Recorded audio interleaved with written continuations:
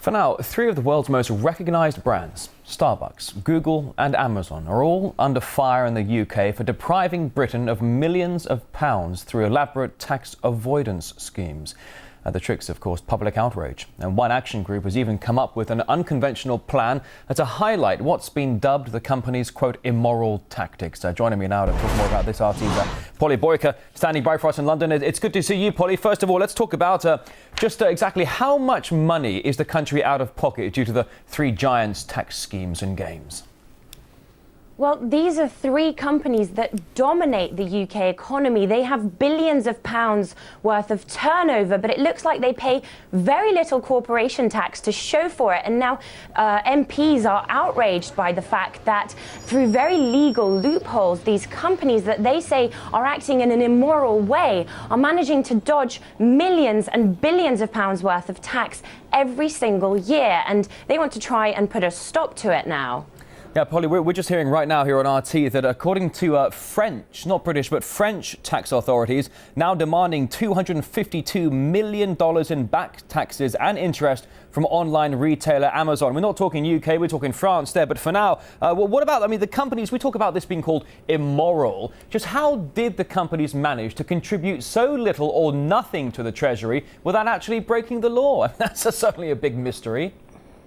Well, it's all a case of financial trickery, Rory. It's about getting clever accountants that find countries with more favourable tax rates to base their UK headquarters in. So, for example, Google based themselves in the Republic of Ireland. That's where they sell their advertising space from. Starbucks are based in Holland, and Amazon are based in Luxembourg. So they manage to pay very little taxes through channeling their revenue through these countries.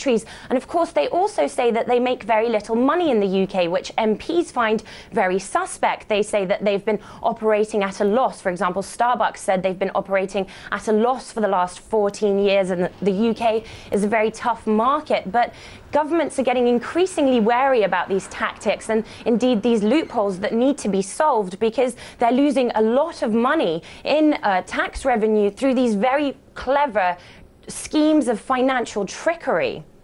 Well, as you say, some of these companies saying that they're not necessarily in the hole, but they're not making the profits that they used to be making. You talk about people saying these are immoral tactics. I suppose it can, in some way or another, be familiar with the idea of offshore accounts. For example, many people have offshore accounts in the Cayman Islands, and perhaps that's as you say, the tricky one of the methods of trickery the companies could be using. What about a public reaction, Polly? Surely there must be people of the public or even MPs who are outspoken about this.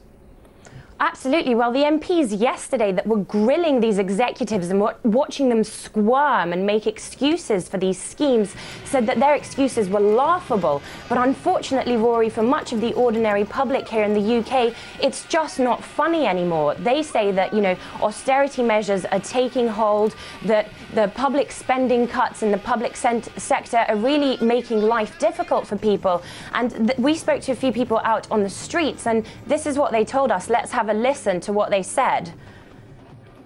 If we're paying tax on things like pasties and we have to foot the bill for that, I guess we're paying tax on coffee as well. Why should they not pay the tax that we're paying them to pay? I guess it's up to someone to close the loopholes, really, because whilst they're still there, I guess it is probably tempting for them to take as much profit as they can. I don't really think it's fair, no. But you still buy Starbucks coffee? It's not even mine, it's his! So as you can see, people are very unhappy about the fact that they perhaps have to save money every day and maybe not go without a little luxury such as a Starbucks coffee on their way to work. But these massive corporations are getting tax breaks legally, and they're avoiding paying the taxes that people are forking out for their coffee with. So they say it's just not fair, and public anger about it really growing here in the UK.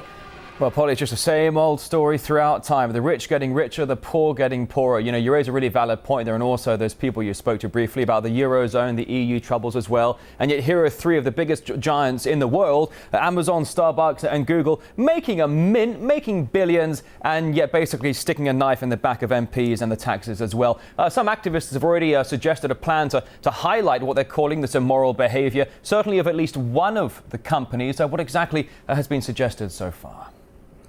Yes, well, this anti-cuts group, these campaigners against austerity measures here in the UK, they say that in December they're going to launch a national day of action against Starbucks. What they're going to do is they're going to occupy the multitude of Starbucks coffee houses that we have here in London. You walk down the street, you see them everywhere, and they're going to make them into homeless shelter. They're going to make them into refuges, into creches, because they say that Starbucks have these immoral tactics and they need to give back to society. So they're going to be occupying these coffee houses. But indeed, it's not just the anti-cuts campaigners.